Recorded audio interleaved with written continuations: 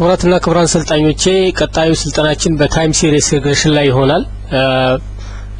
የዚህ ሪግሬሽን የታይም ሲሪስ ሪግሬሽን በአብዛኛው በማክሮ ኢኮኖሚክስ አካባቢ እንዲሁም በሌሎች ማህበረሰብ ጥናት ዘርፎች በተደጋጋሚ የሚታይ የአናሊሲስ ቴክኒክ ነው።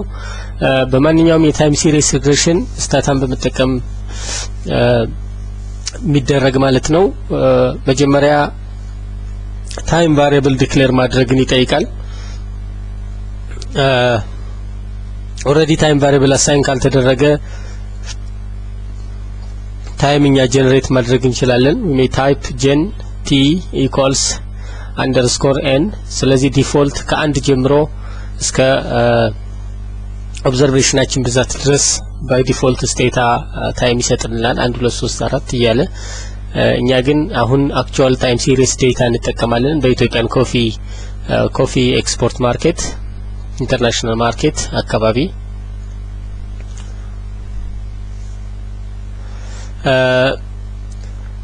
የመጀመሪያው ቅድመ ሁኔታ ለታይም ሲሪስ ሪግሬሽን we have to check if the series or variable is stationary ወይም ለሾክ ሴንሲቲቭ አለመሆኑን ቼክ ማድረግ መጀመሪያ ያስፈልጋል። ስለዚህ ስቴሽነሪ ቴስት ማካሄድ ያስፈልጋል ኦኤልኤስ አፕላይ ለማድረግ በማንኛውም ታይም ሲሪስ። ሁለተኛ ከዚህ ጋር በተያያዘ ስቴሽነሪ ካልሆነ ምን ማድረግ አለብን የሚል ጥያቄ እናነሳለን ማለት ነው። ስቴሽነሪ ከሆነ ኦኤልኤስ ራን ማድረግ ይቻላል። ስቴሽነሪ ካልሆነ ግን ኦኤልኤስ ለመጠቀም ኮኢንተግሬት ማድረግ አለባቸው ሁለቱ ቫሪያብልስ። ካፍታ ቆይታ በኋላ እናብራራለን ይሄ ሁሉ ምን ማለት እንደሆነ።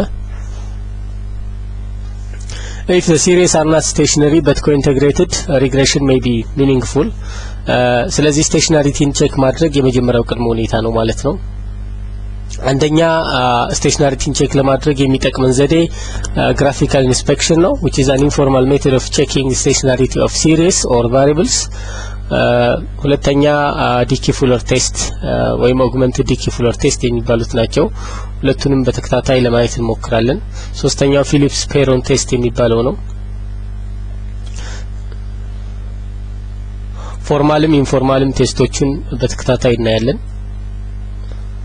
በዚህ መሰረት በእኛ ዳታ ሴት ያለን ታይም ቫሪያብል ይር ነው። ይር declare እናድርግ. we go to time series, set up and utilities, declare time series time variable. The time variable is year. Now the time variable is declared. In fact ከፈለግን when we declare the time variable we might give the period in declaring weekly, annually, monthly የሚል አለ። yearly የሚለውን መርጥለታለሁ። ስለዚህ annual time period is selected. Now we have to check if the series are stationary informally using the graphical method. ለዚህ የሚጠቅመንን xy scatter እናካሂዳለን። So we plot each series against time, time being on the x-axis. On the y-axis we put the three series respectively. Submit. ሁለተኛ ፕሎት ይታያቸዋል። somehow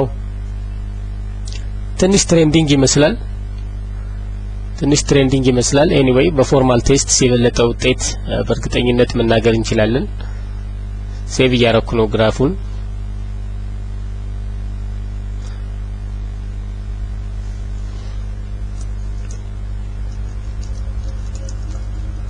stationary test.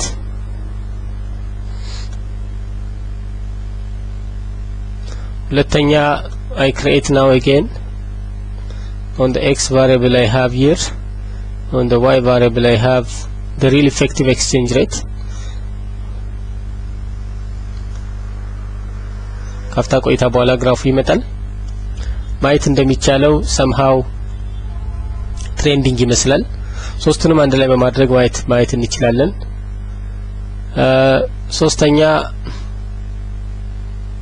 again I go to graphics, scatter plot. I create the third plot.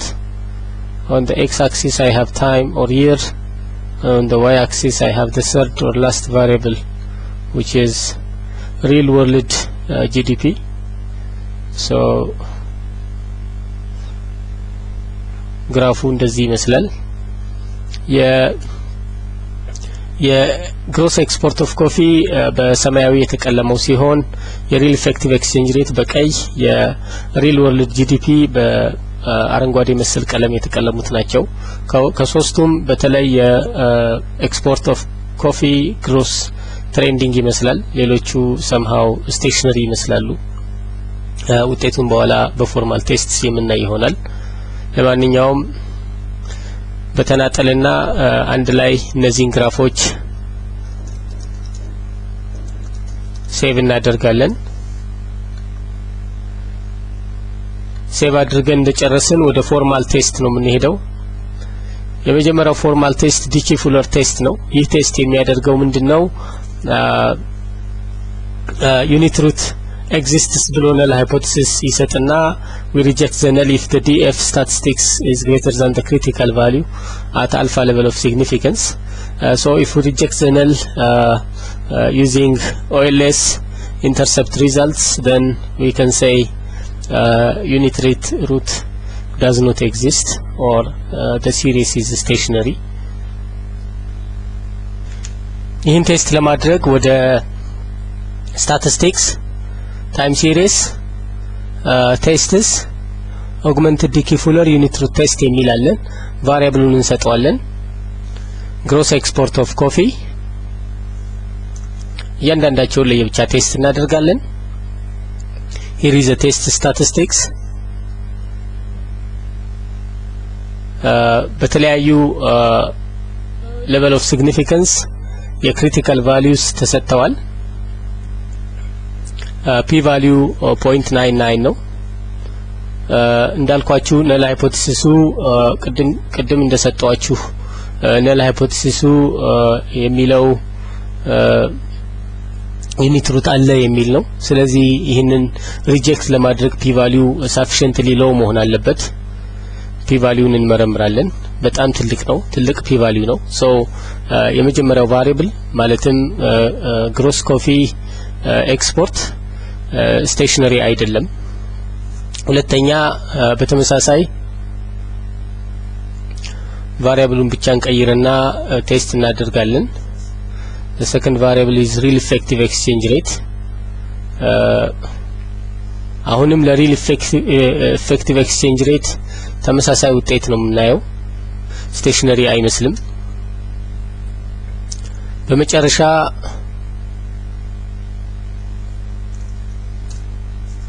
ለሪል ወርልድ ጂዲፒ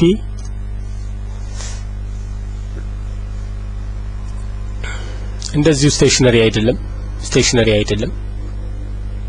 ሶ በዚህ ላይ OLS ራን ማድረግ የሚሰጠን ውጤት ስፑሪየስ ሪግሬሽን ይሆናል ማለት ነው። having the series non-stationary, if one runs OLS the likely outcome is spurious regression. But በኢኮኖሚክ ታይም ሲሪስ በጣም የተለመደ ነው። ሲሪሶች ስቴሽነሪ ያለመሆን ጉዳይ በጣም የተለመደ ነው። የሆነ ትሬንድ አላቸው ወይም ለሾክ በጣም ሴንሲቲቭ ናቸው። ዲኪ ፉለር ቴስት ይሄንን ይነግረናል፣ ወይም አጉመንትድ ዲኪ ፉለር ቴስት። ነገር ግን ዲኪ ፉለር ቴስት ትንሽ ፓወር ነው ያለው። በቴስት ስታቲስቲክስ አንጻር ሲታይ ፓወሩ በጣም ትንሽ ነው, which is it tends to accept the null more frequently ማለት ነው.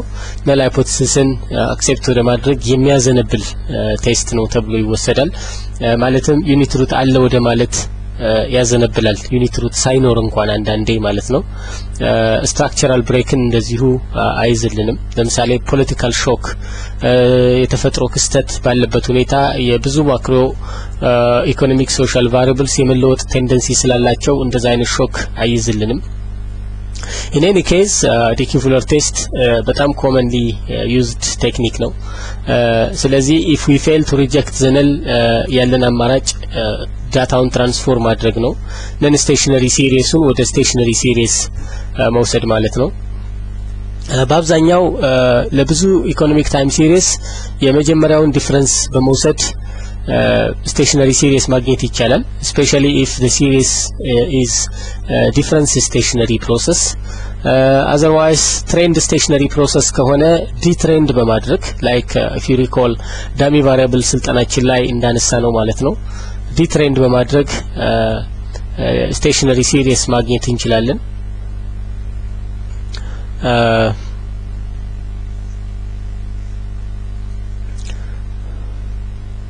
እስኪ እንሞክራቸው let's generate new variables generate d dot gross coffee investment ሰልጣኞቼ d dot ማለት ዲፈረንስ ውሰድ እንደማለት ነው ይሄ ኮማንድ የሚያገለግለን ሶሪ የቫሪያብሉን ስያሜ ያልሰጠኝም ነው የሚለኝ generate dx gcof equals ልበል አሁን የቫሪያብሉ ስያሜ d gross export of coffee equals d dot gross export of coffee d dot የሚለው ኮማንድ ነው ዲፈረንስ ለመውሰድ የሚጠቅመን ኮማንድ ነው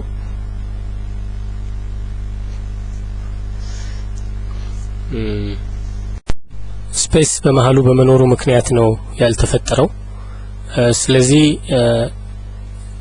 generate the new variable name ቀይሬዋለሁ difference of gross coffee export xgcof underscore d equals d dot xgcof which is the gross export of coffee now generated one missing value is generated because of the fact that we cannot have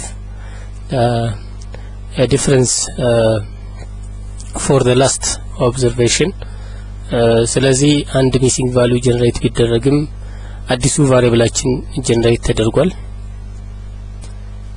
በተመሳሳይ ለሌሎችም ቫሪያብሎች ጀነሬት እናደርጋለን ከዛ ዲፈረንሶቹን ስቴሽነሪ መሆናቸውን ቼክ እናደርጋለን so real effective exchange rate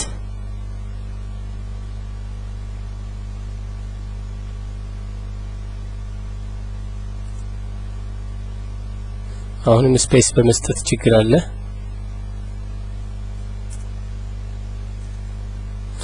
p dot ከተባለ በኋላ immediately ያለ ምንም ስፔስ ነው ቫሪያብሉ ስያሜ የሚገባው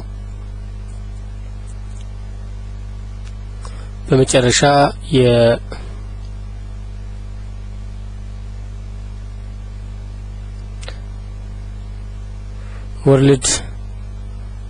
real world GDP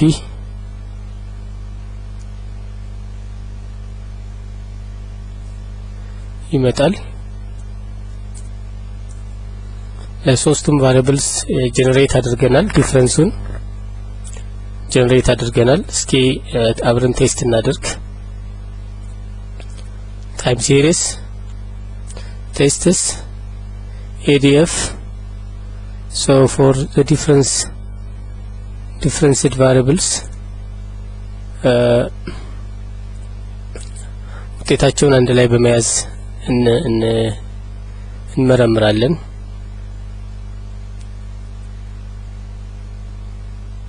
tests adf the second differentiated variable is real effective exchange rate and the third and last is real world difference in real world GDP የሶስቱንም ውጤት በመያዝ ወደ ትንተና እንገባለን ውጤቶችን እንመረምራለን በዲኪፉለር ዩኒት ሩት ቴስት ነል ሃይፖቴሲሳችን ሁሌ የሚሆነው ዩኒት ሩት አለ ወይም ስቴሽነሪ አይደለም ትሬንዱ የሚል ነው ሲሪየሱ stationary አይደለም የሚል ነው let's see the p values together at different critical points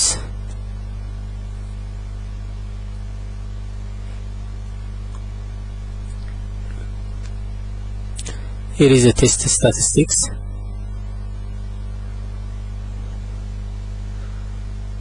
ቴስት ስታቲስቲካችን -5 ነው ይበልጣል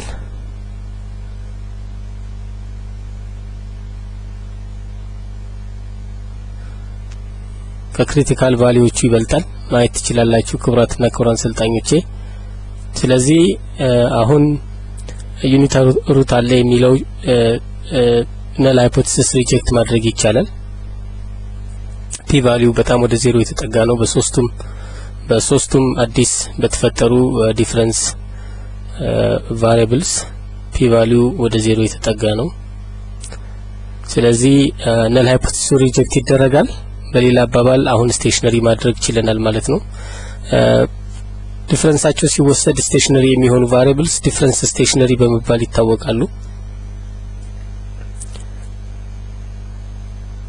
ትሬንድ ስቴሽነሪ ፕሮሰስ ከሆኑ ዲ ትሬንድ በማድረግ ስቴሽነሪ እንዲሆኑ ማድረግ ይቻላል the effect of time በማጥፋት ማለት ነው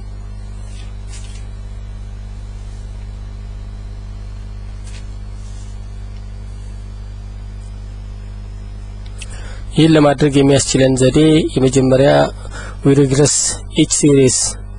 each non stationary series on time regress each non stationary series on time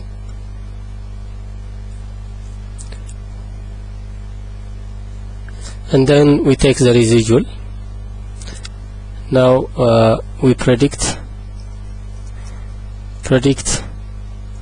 E underscore xg cof this is the error term of the regression of gross coffee export on time and second is we regress the second variable non-stationary series which is the real effective exchange rate on years again we predict the error of this regression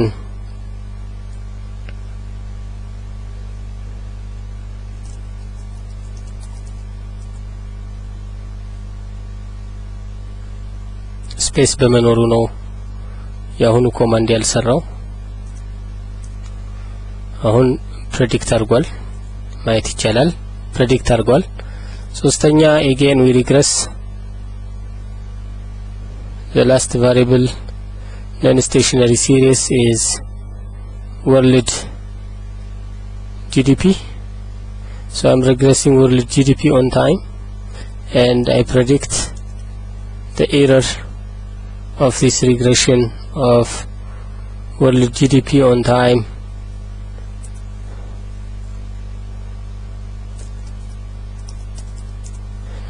so the three residuals are now estimated therefore source to error termoch regression of the non-stationary series on time predicted የተደረጉ እነዚህ residuals detrended series መሆናቸውን ያሳያል ዳታ ኤዲተር ውስጥ ቢገባ ማየት ይችላልው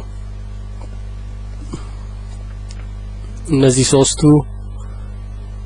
residuals predict የተደረጉት እያንዳንዱ non-stationary series on time regress ከተደረገው ውጤት ላይ ነው ስለዚህ እነዚህ detrended series ናቸው የነዚህ ውጤት non spurious የሆነ regression ይሰጠናል ማለት ነው ይሄም ማለት instead of regressing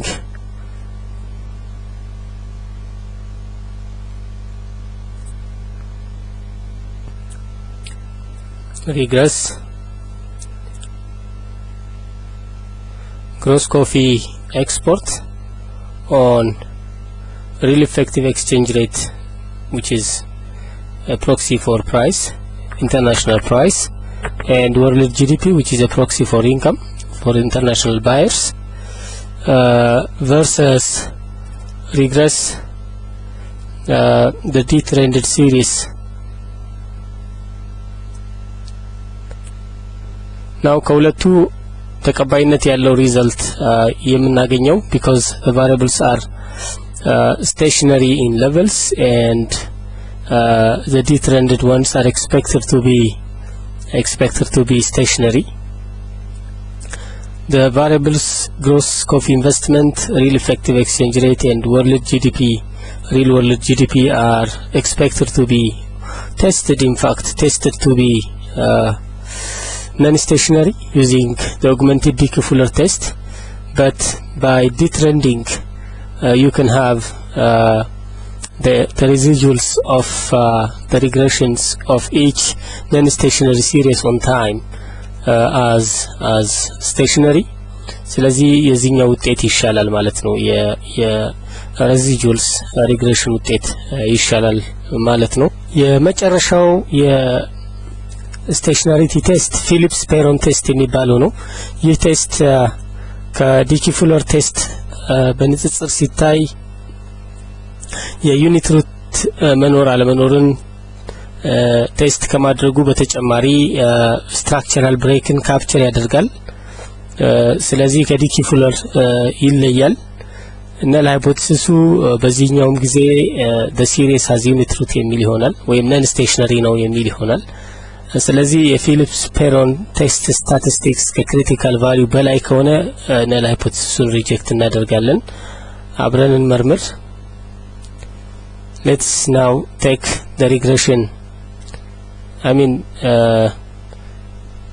the PP test, Phillips Peron test from the menu.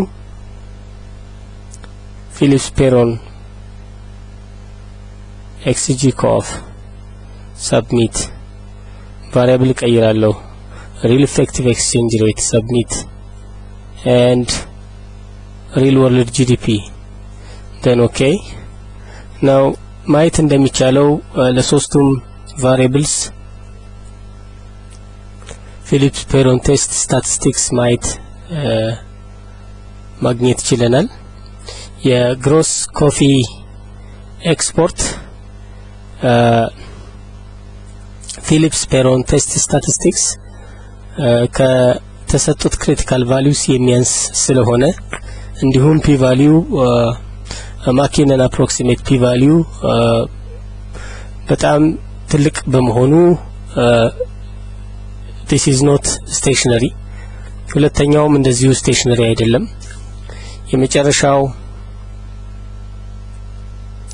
የመጨረሻውም ስቴሽነሪ አይደለም። ይሻላል ግን የሪል ወርልድ ጂዲፒ ይሻላል። ነገር ግን ሶስቱም ስቴሽነሪ አይደሉም። ዲፈረንሳቸውን ቴስት ብናደርግ ዲፈረንስ የተደረጉ ቫሪያብልስ አሁንም በፊሊፕስ ፔሮን ቴስት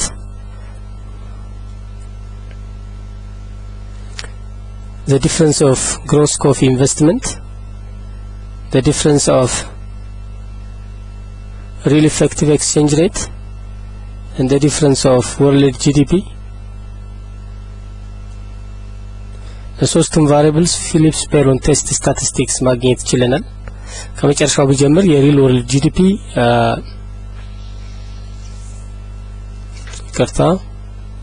የሪል ወርልድ ጂዲፒን ዲፈረንሱን አልወሰድኩም ቴስት ሳደርግ ታይም ሲሪስ ቴስትስ ፊሊፕስ ፔሮን ዲፈረንስ ኦፍ ሪል ወርልድ ጂዲፒ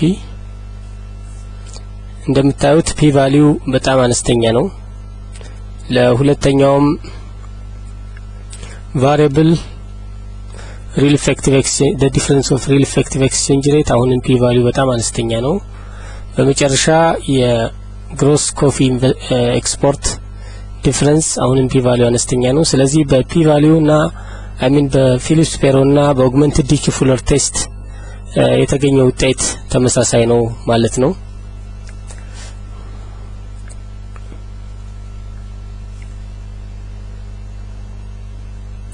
ቀጣዩ ጥያቄ what if the variables remain to be non-stationary የሚል ይሆናል።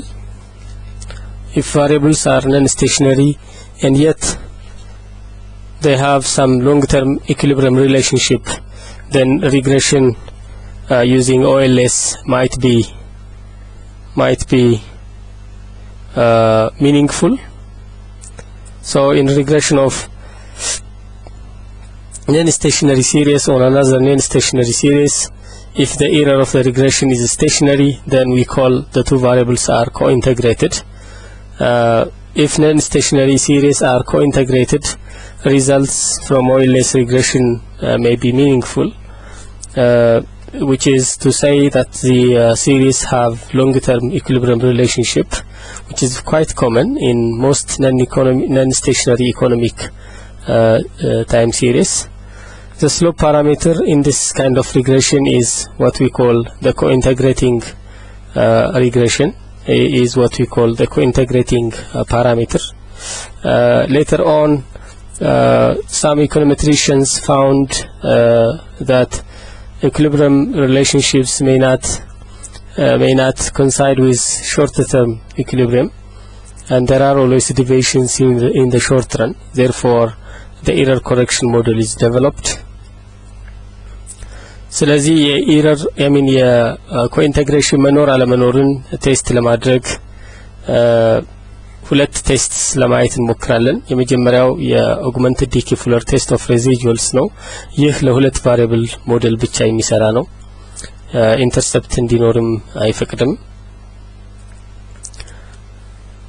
አንድ ምሳሌ እንወስዳለን። ከቅድሙ ሪግሬሽን አንድ ሪግሬሰር በመቀነስ እንበል ሪግሬስ gross export of coffee on real effective exchange rate. የኮፊ ኤክስፖርት በኤክስቼንጅ ሬት በሪል ኤክስቼንጅ ሬት ይወሰናል የሚለውን ቼክ ለማድረግ እንሞክራለን። ይህን ኤስቲሜት ሳደርግ ኢንተርሰፕት መጨመር የለብኝም። በኦግመንትድ ዲኪፍለር ቴስት ቼክ ለማድረግ ሪግሬስ gross export of coffee on real effective exchange rate, no intercept.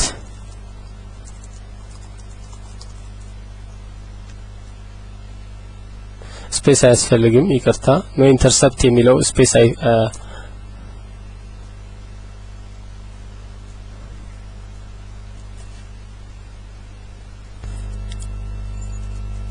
ኤስቲሜሽናችን በቀጥታ ነው የምናደርገው፣ ይቅርታ። we regress and then we estimate the errors, lagged and current, change in error and current. So የመጀመሪያው we generate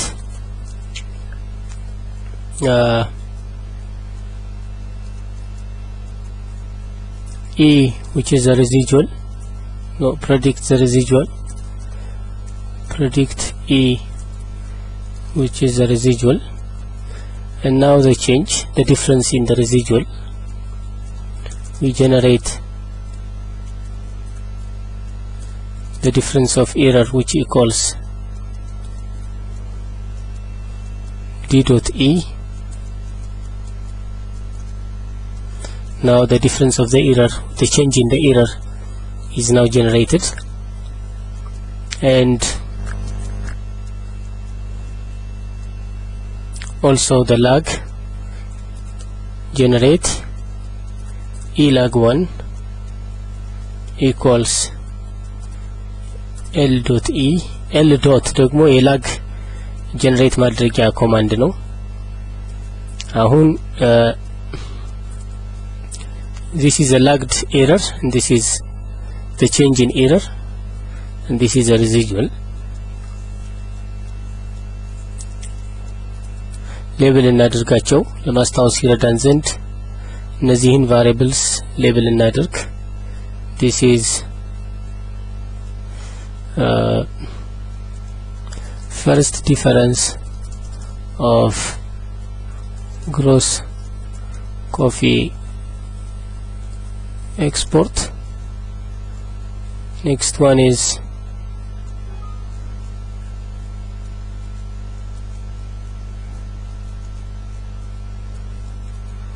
first difference of real effective exchange rate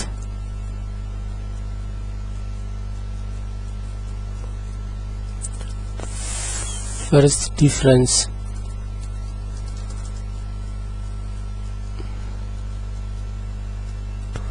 ክቡራትና ክቡራን ሰልጣኞች ለሌብል አድርጌ ጨርሻለሁ ሌብል አድርገናል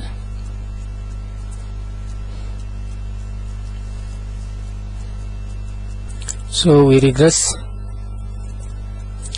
the change in the error on the lagged error with no constant and we test the null hypothesis that residuals have unit root using T statistics or the Engel-Granger statistics, which is a statistics developed by two econometricians known as Engel and Granger. If H naught is rejected, i.e. residuals are stationary, then we say the two variables are co-integrated. አብረን ቴስት እናደርጋለን it's regress we regress the difference of error on the lagged error with no constant now we test the null and see this is 1.77 ስለዚህ approximately በ10% p value እንደምታዩት በ10% ገደማ level of significance ይህ ቴስት ስታቲስቲክስ significant እንደሆነ እናያለን so residuals have no unit root የሚለውን null hypothesis reject ማድረግ እንችላለን በ10% level of significance ሁለቱ variables co-integrated አድርገዋል ማለት እና መደምደም ይቻላል ማለትም የመጀመሪያ ሪግሬሽናችን ቫሪያብልስ ማለት ነው የኤክስፖርት ኦፍ ኮፊ እና ሪል ኢፌክቲቭ ኤክስቼንጅ ሬት ሎንግ ተርም የሆነ ኢኩሊብሪየም ሪሌሽንሺፕ አላቸው ብሎ መናገር ይቻላል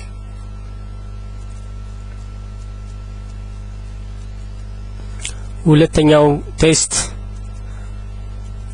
co-integrating regression DW test ነው which is quicker than the previous test which is conducted on original regression of non-stationary time series with a null that d is equal to 0 rather than the standard d is equal to 2 in the case of Durbin-Watson test of autocorrelation. So we reject the null if the computed d statistics is less than the critical at alpha level of significance and hence rejecting the null implies a co-integrating relationship ለዚህ የሚሆነንን ሪግሬሽን እናከናውናለን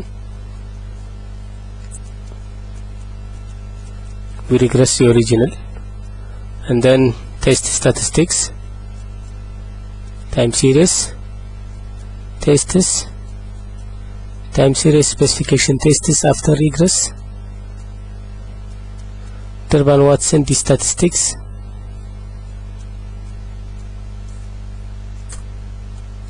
here is the test statistics which is 0.26 which is less than 0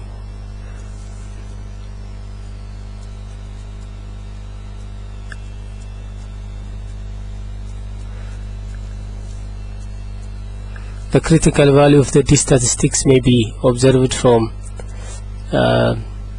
appendix in books ለዚህ ዓላማ እስኪ የጉጀረቲ መጽሐፍ እናያለን በዚህ መጽሐፍ እንደምታዩት 35 ኦብዘርቬሽን በዳታ ሴታችን ውስጥ ያለው ነው ሪግሬሰሩ አንድ ነው ስለዚህ 1.4 1.5 አካባቢ ነው ዲ ስታቲስቲክስ ከዚህ አንፃር ውጤታችን ነጥብ 2 የሚለው ከዲ ስታቲስቲክሱ በታች ስለሆነ we reject the null hypothesis 0.2 ነው ያኛው critical value 1 point plus ነው ስለዚህ ይሄ 0 point ስለሆነ null hypothesis ሪጀክት እናደርጋለን ማለት ነው null hypothesis የሚለው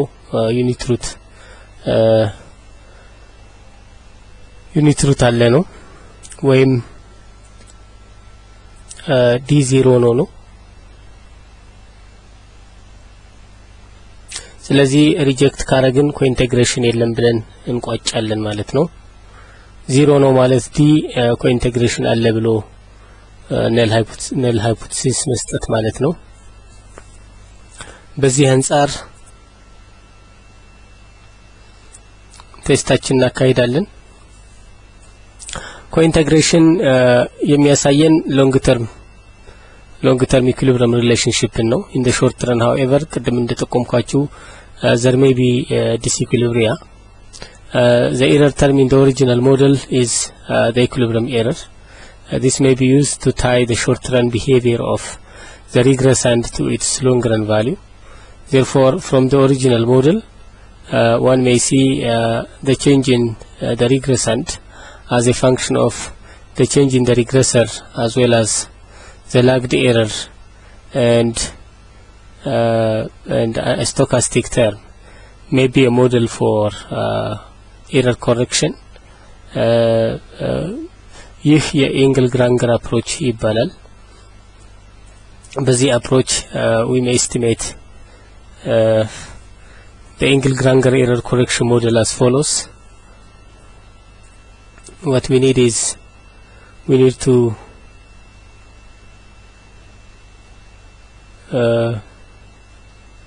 estimate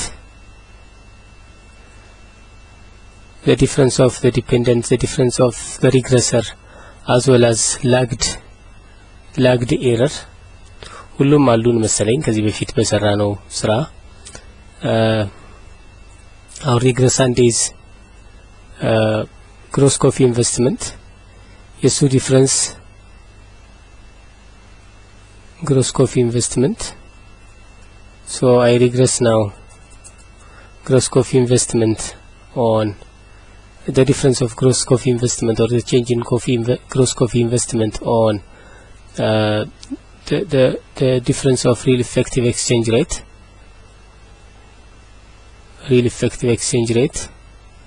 as well as lagged error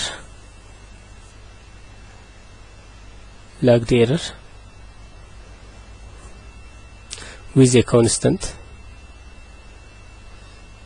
this is the Engle-Granger error correction model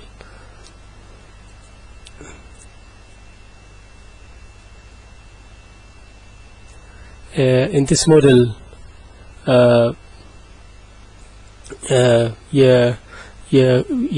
short term deviations capture የምታደርግ ወይም how quickly equilibrium is adjusted የሚለውን capture የምታደርግልን lagged errorችን coefficient ነች which is this coefficient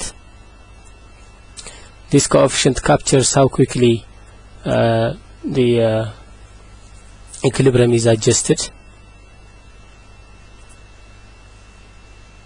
but this method is criticized on the following major grounds number one is residual based technique for more than two variables may be no longer having a unique vector ከሁለት በላይ ቫሪያብል ሲኖረን ይህን ሜተድ መጠቀም ማንችልበት ሁኔታ ይፈጠራል ምክንያቱም residual unique vector ላይሆን ይችላል ሁለተኛ ኢንተርፕሪቴሽኑ በጣም ፕሮብሌማቲክ ነው unless ክሊር የሆነ ቲዮሪ ከሌለን በቀር ቲዮሪው በበቂ ሁኔታ የዳይሬክሽን and magnitude of coefficients የሚመራን ካልሆነ ኢንተርፕሪቴሽን በጣም ከባድ ነው የሚሆነው ይህ ቴክኒክ ሁሌ ዩኒክ ኮኢንተግሬቲንግ ቬክተር አለ ብሎ አስዩም ስለሚያደርግ ባልተሟላበት ሁኔታ መስራት አንችልም ሲቀጥል የናሙናው መጠን በጣም ከፍተኛ መሆን አለበት በዚህ ቴክኒክ ይህንን እና ተያያዥ ችግሮችን ለመቅረፍ ጆሃንሰን የሚባል ኢኮኖሜትሪሽያን ዴቨሎፕ ያደረገው ሌላ ኤረር ኮሬክሽን ኤስቲሜሽን ቴክኒክ አለ በዚህ ስልጠና አንገባበትም ስለዚህ ታይም ሲሪስ እና ኮኢንቴግሬሽን በግርድፉ በጣም ራፍሊ ይህን ይመስላል በድጋሚ መልካም ስልጠና እንዲሆንላችሁ እመኛለሁ።